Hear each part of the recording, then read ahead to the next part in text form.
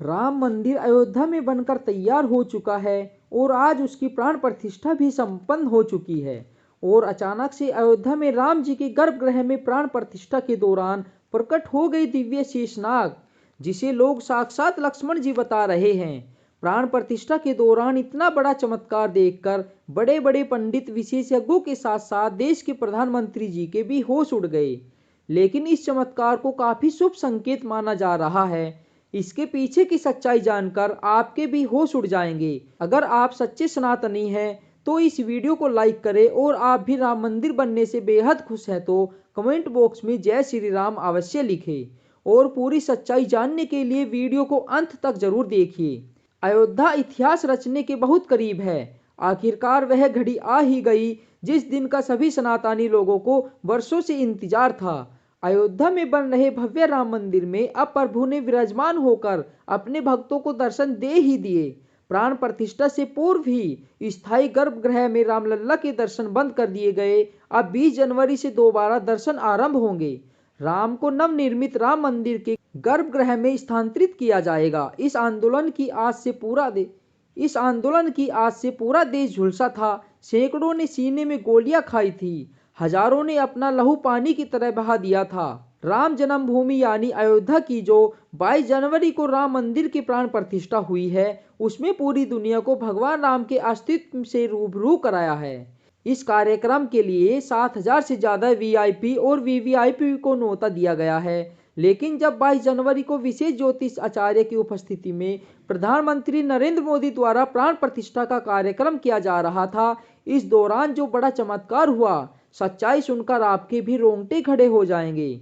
जितना राम मंदिर निर्माण की चर्चा हो रही है, उससे ज्यादा प्राण प्रतिष्ठा को लेकर भी हो रही है। जब नरेंद्र मोदी यजमान प्राण प्रतिष्ठा की तैयारी करने पहुंचे तो चारों भाइयों के साथ रामलल्ला की छोटी प्रतिमा और 5 फुट की बालक स्वरूप रामलल्ला की बड़ी प्रतिमा गर्भगृह में स्थापित की गई। सबसे पहले तो प्राण प्रतिष्ठा में जितनी भी हमारे यहाँ देवता है, नवग्रह है और जितनी राशियां है, सभी को शांत करने के लिए पूजा अर्चना हुई। यह सब करने के बाद मूर्ति की शुद्धिकरण किया और मंत्र जाप शुरू किया।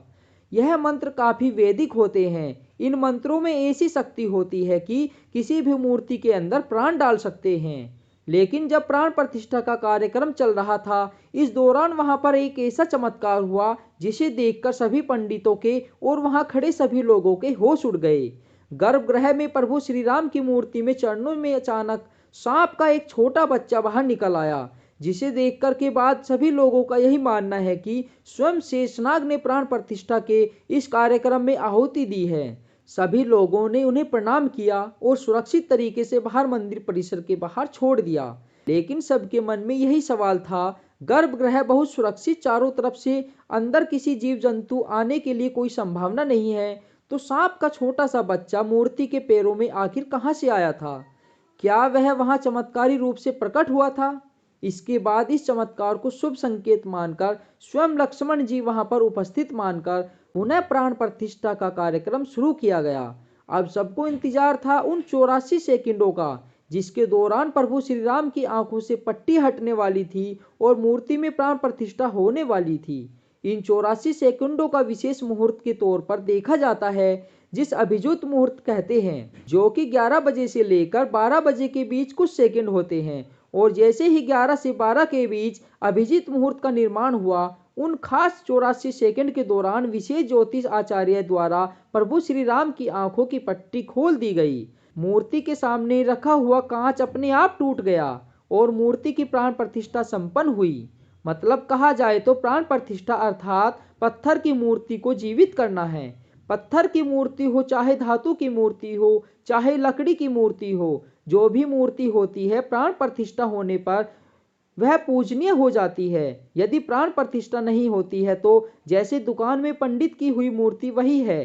तो इसलिए उसकी विधि विधान से प्राण प्रतिष्ठा की व्यवस्था है।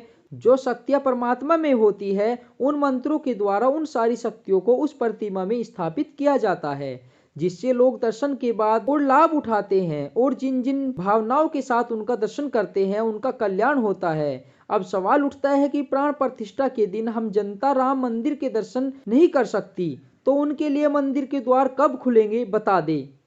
आम जनता के लिए राम मंदिर के द्वार 25 जनवरी से खोले जाएंगे। हालांकि मंदिर के दर्शन के लिए लोगों को पहचान संबंधित अपने दस्तावेज लेकर जाने होंगे। इसमें सबसे पहले आधार कार्ड को पहले नंबर पर रखा गया है। इसके अलावा देश भर में संघ के 45 में रहने वालों को भी राम मंदिर दर्शन का न्योता भेजा गया है। इसके तहत रोजाना 25,000 लोग 45 दिन रामलला के दर्शन करके जिनके ठहरने और खाने पीने की व्यवस्था राम मंदिर ट्रस्ट की ओर से की जाएगी।